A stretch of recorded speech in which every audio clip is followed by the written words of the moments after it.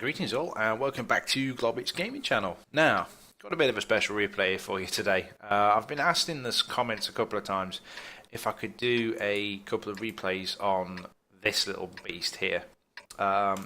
This is the French Tier 5 light tank, the ELC AMX, or as I like to call it, the Derpskate. A couple of things you need to know about this tank. It looks like it has a turret, but it really doesn't. Its gun traverse is similar to that of a tank destroyer.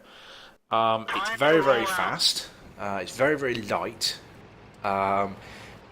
It's got a pretty good gun, pretty punchy gun for its tier and for its thing. It's got at the top gun, it's got 170mm penetration, 240 average damage. Very long reload time, very, very inaccurate. Now, Bay Harbour Butcher, he's driving his Derpskate. And to be perfectly honest with you, I didn't understand what he was doing at the start here. Now, this is one of those moments of World of Tanks where, if it works, it looks freaking cool as. Cooler than Penguin is. However, if it doesn't work, it often results in you getting splattered across the map. But he basically just runs through the entire enemy team and just carries straight on through them. And he's like, yeah, cheers for that, fellas. See you later. Bit of a lag spike there, but never mind. Managed to get around the back of the team. Now, this is what the ELC is a master at. The thing is with this tank, it has no armour. Okay, your mobility is your key to survival. Basically, you have to do that. You shoot on the move, you do drive-bys, you shoot people like this ELC here. Now, this is where it goes a little bit wrong. He shoots the M3 Lee, unfortunately tracking him. And then basically a couple of seconds later, our own M7 shoots us in the gun barrel. So it's not a good start so far. He's done some really trollish stuff on the hill. Managed to take out the ELC. So he's hit a Nashorn. Sorry, a flak bus for 147 health and taken him out. He's also done 217 damage to a Hellcat. And he's about to kill the other ELC. Well, this is a problem. ELCs are very small. Chances are you're going to miss them. If one of these is travelling at full tilt across an open field, you have to do something quite special to hit one. He took a shot in the arse from the M7 there, so get out of dodge. You know, once you've completed your engagement, get out of dodge. You know, look for something else to do. Basically, in this tank, it's not really a scout. It hasn't got the radio range or the view range to be a scout. And anybody that tells you if you're driving the ELC to go and scout, they don't know what they're talking about. They really don't. We can get a sneaky shot on this Hellcat. If we let the gun aim, reasonably good accuracy, but crappy aim time, take out a Hellcat. That's a tier 6 tank destroyer. Very, very strong tank destroyer.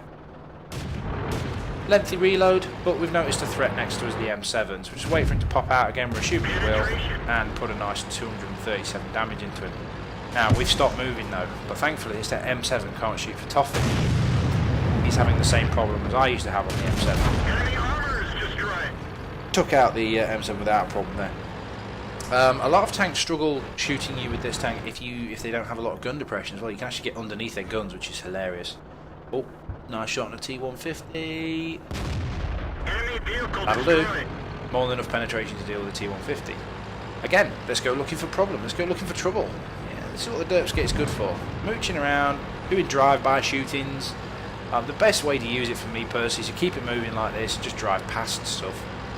It really is a fun tank to play. I mean, I sold mine, but it was a giggle while I played it. And he's chasing down this flak bus, and this flak bus is screwed. Flak bus knows he's coming, starts to turn around, on the move, plants one inside of him, drives straight past, beats his traverse. Now, he's lucky here. He's lucky that this Churchill was coming. Managed to take him out. But he could have took him out. I mean, you can deal with ELC similar to how you deal with tank destroyers. I mean, they don't have a fantastic gun traverse, but they're so mobile. His ammunition loadout, he carries 9 premium shells. And a few HE just in case you come up against tanks that, you know, like flak buses for example. It would have been good to reload maybe HE for him, but I've started to not bother doing that with some of the German open top vehicles because I've had a couple of times when I'm shooting things like Borsigs and you've not even done the maximum potential damage of an AP shell. You may as well shoot AP most of the time. Anyway, we digress. So he's got a choice now. Does he go hunting artillery or does he go and help kill this T150? Well, I think he's choosing to go for the kill for the T150. Yeah, he signals attack in chat. He wants to get credits, he wants to get experience, which more experienced players will do. I very rarely cap unless I know we've got to cap, otherwise we'll lose. Now this is another thing he's doing here. Watch this T150. I'll keep it zoomed out for you. Look at him. He realises the ELC's there and turns his turret, which gives the Panzer IV, the flat Panzer, a chance to get in position. He's looking at the ELC, but the ELC's behind this ramp. The T-150 knows he's there, and it causes a distraction. You know, there's something else you can do in a light tank. It's not all about doing damage. Now, this is unfortunate.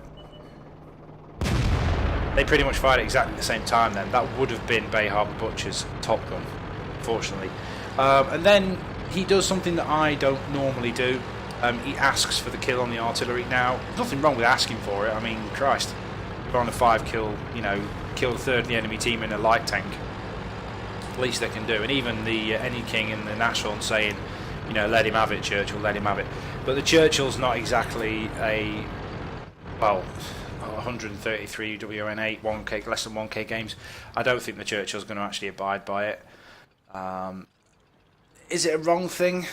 Well, you know, a kill's a kill. But for the sake of the difference, I know it's an extra badge for thing, I don't know. But coming over that way basically forced the M41 to go out into the Churchill's gun sights, which basically, unfortunately, meant Bay Harbour Butcher couldn't get his Top Gun. Let's have a look at the post-game stats on that one then. Okay, post-game stats then. Not a bad effort, all told. 33,000 credits, 2,900 experience out of times 2. Managed the Class 1 Mastery Badge, which in a tank like this, a lot of people play these little things. A lot of people are really good in them. Yeah, didn't do too bad at all. Team score-wise, more than likely would have been, yeah, he was top. Yeah, top by a clear amount. However, Hattie in the Churchill won, considering the level of experience of Hattie there, did really well.